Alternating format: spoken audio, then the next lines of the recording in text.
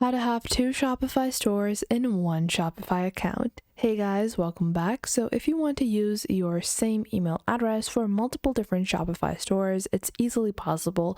You can create upwards of 10 separate Shopify stores on one account. And to do that, simply, if you have a pre-existing store, go into the top right over here and click on all stores. And then from here, you can click on create store. Now keep in mind, although you are using your same email address or same basic account to build your new store, you will be charged individually for every single store. So if you take a look at your billing, if you have one store on the basic plan, you can take the other store on the advanced plan. It really doesn't matter for your billing. However, you can make multiple different stores on one email address. So I hope that clears things up for you guys and you are now able to build multiple different stores on the same account, especially if you're expanding your brand and going into multiple different niches. And if you found this video helpful, make sure to leave a like and subscribe for more content.